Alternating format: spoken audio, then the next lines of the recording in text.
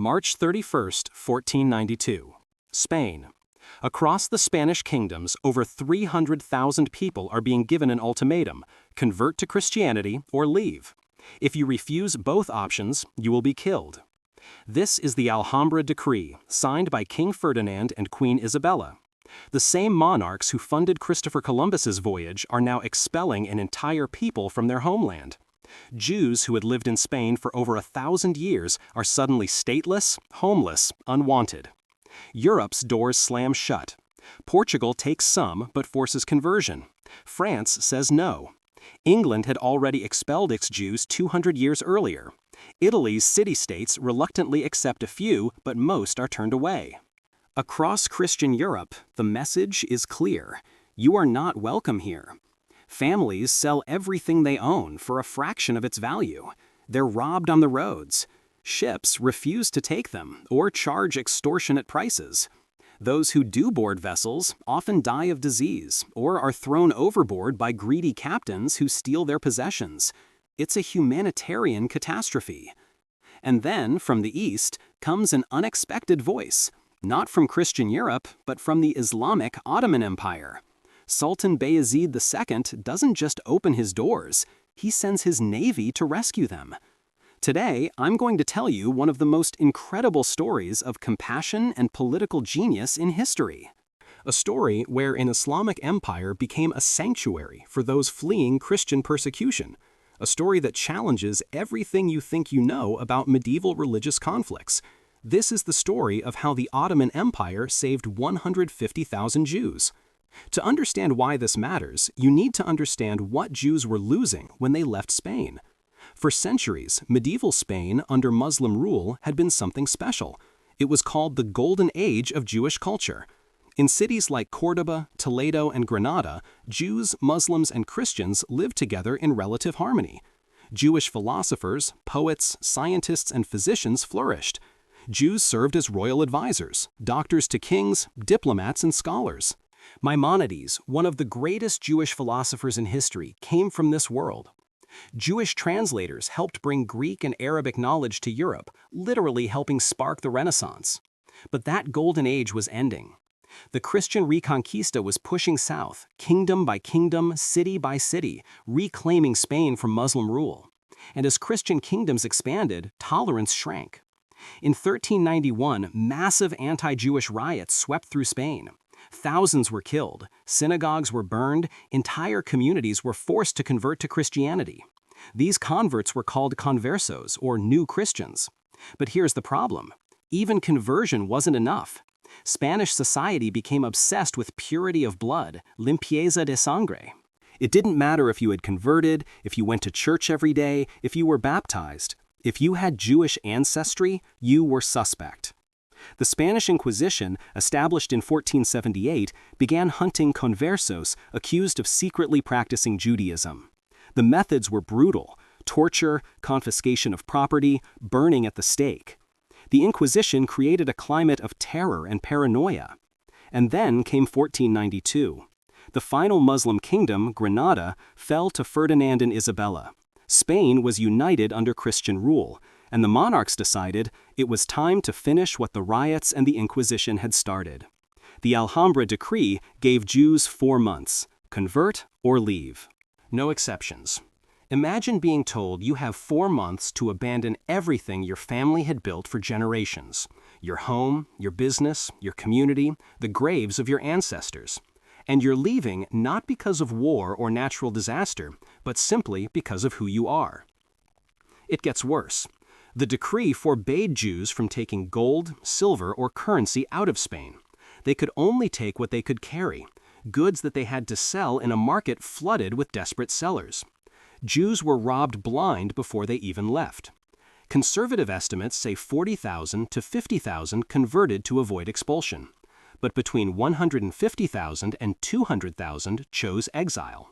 They left everything behind for an uncertain future, and most of Europe didn't want them.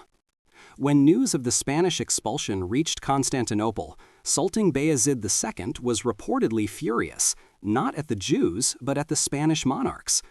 According to multiple historical accounts, he said, You venture to call Ferdinand a wise ruler, he who has impoverished his own country and enriched mine? Think about that for a moment. While Christian Europe saw Jews as a problem to be expelled or marginalized, Bayezid saw them as an asset, as people with skills, knowledge, and entrepreneurial spirit who would strengthen his empire. But his response went far beyond economic self-interest. In 1492, Bayezid issued an imperial decree, a firman, that was revolutionary for its time. The decree declared, Jews fleeing Spain were welcome in all Ottoman territories. Provincial governors must receive them with hospitality. Any Ottoman official who mistreated Jewish refugees would face death penalty. Jews would have freedom of religion and the right to build synagogues. Let me repeat that. Death penalty for mistreating refugees in 1492. But Bayezid didn't just issue a proclamation and wait. He took action. He dispatched the Ottoman Navy to Spanish and Portuguese ports with orders to bring Jewish refugees safely to Ottoman lands. Ship captains were given clear instructions: treat these people with dignity, charge fair passage, ensure their safety.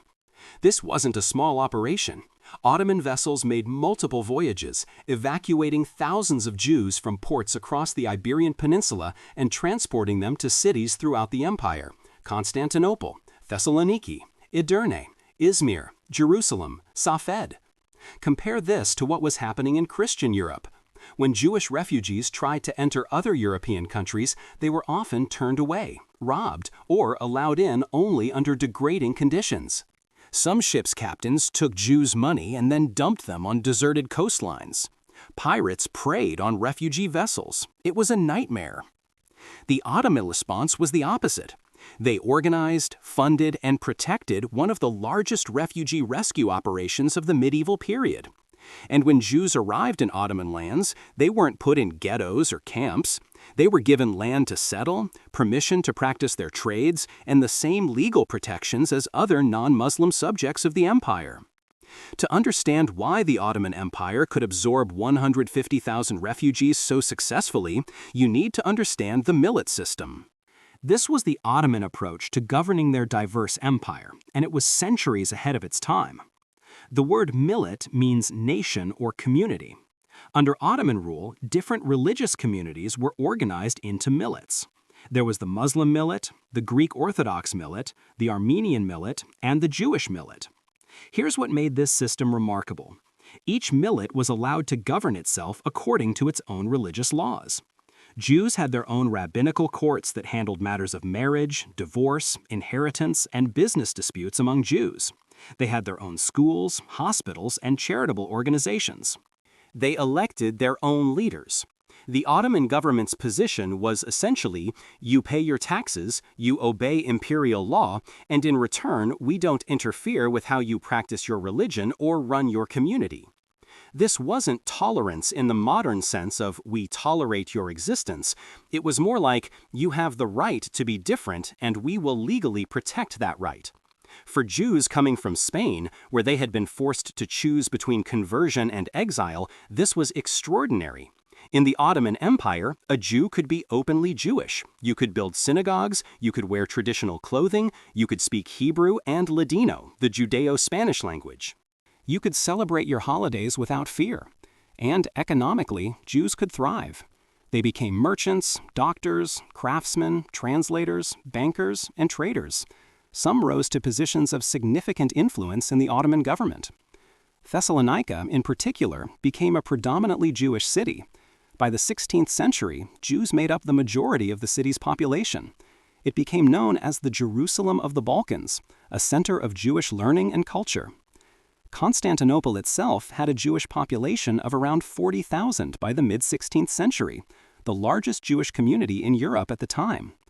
Compare this to what was happening in Christian Europe during the same period. In Germany, Martin Luther wrote viciously anti-Jewish pamphlets.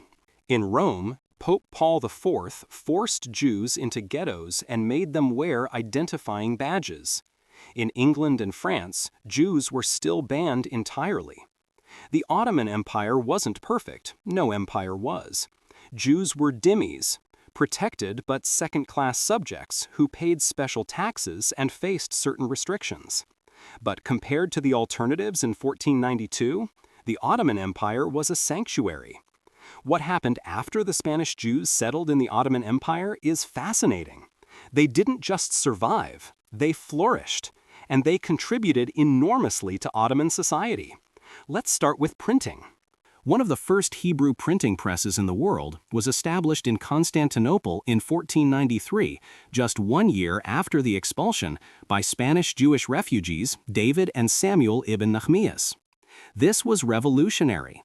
The Ottoman Empire had printing presses before most of Christian Europe widely adopted them. Spanish Jews brought advanced knowledge in medicine. Jewish doctors became renowned throughout the Ottoman Empire and Europe. Sultan Suleiman the Magnificent's personal physician was a Jew named Moses Haman, son of a Spanish refugee. These doctors brought medical knowledge that had been developed in the sophisticated medical schools of medieval Spain.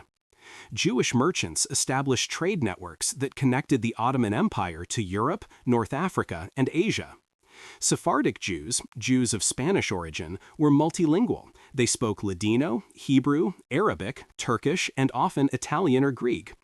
This made them perfect intermediaries for international trade. They revolutionized Ottoman textile production, bringing techniques from Spain. They were involved in the arms industry, banking, and tax collection.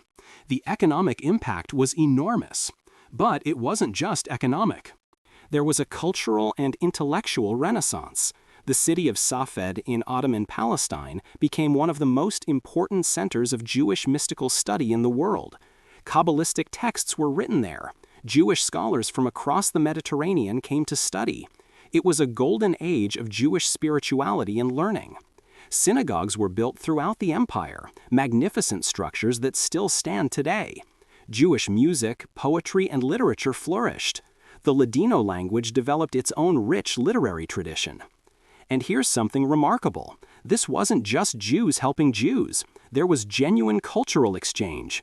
Ottoman Muslim scholars studied with Jewish scholars. Jewish doctors treated Muslim patients. Jewish and Muslim merchants did business together. There was intermingling, conversation, and mutual respect. Was there prejudice? Of course. Was there occasional conflict? Yes. But the overall framework was one of coexistence and legal protection that was unparalleled in Europe at the time. Sultan Suleiman, in particular, continued and expanded his great-grandfather Bayezid's policies. When he conquered Hungary, he invited Jewish refugees from there too. When Jews were expelled from various Italian states, the Ottoman Empire took them in. The empire became known as a place of refuge.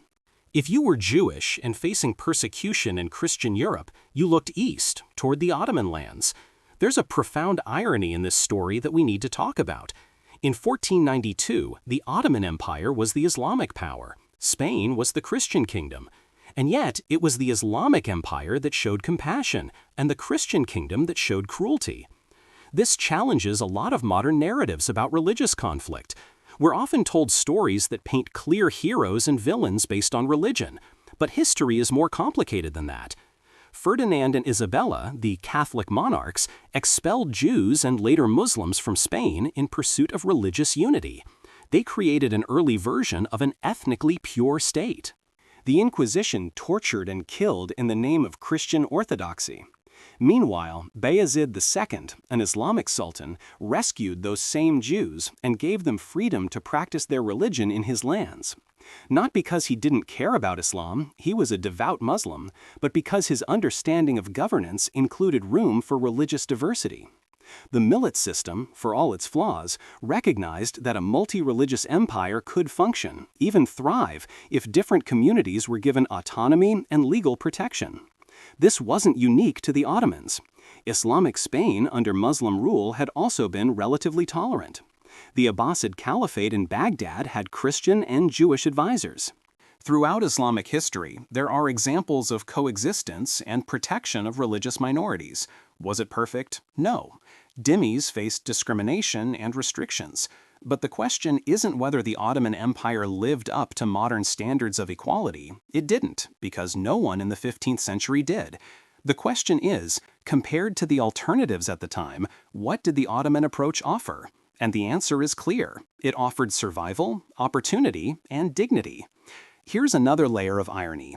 Spain's expulsion of Jews was economically disastrous. The Spanish monarchs kicked out some of their most skilled artisans, merchants, and professionals. Meanwhile, the Ottoman Empire gained those same people and their expertise. Bayezid's mocking question, "You call Ferdinand wise when he impoverishes his country and enriches mine?" proved prophetic. Spain entered a long period of economic decline, while the Ottoman Empire reached its zenith under Suleiman the Magnificent just decades later. Intolerance doesn't just hurt the oppressed, it hurts the oppressor too. So why does this 500-year-old story matter today? Because we're living through another era of refugee crises. Millions of people are fleeing war, persecution, and violence. And once again, we hear debates about whether to open doors or close them, whether refugees are threats or human beings in need. The Ottoman response to the Spanish expulsion offers a historical case study. An empire took in 150,000 refugees, and rather than collapsing under the strain, it was enriched. Those refugees contributed to Ottoman culture, economy, and science. This isn't just a feel-good story. It's evidence that welcoming refugees, done properly, isn't national suicide. It's an investment. But there's another lesson. Compassion and strategic thinking aren't opposites. Bayezid's decision was morally right and politically smart. He gained skilled workers, loyal subjects, and international trade connections.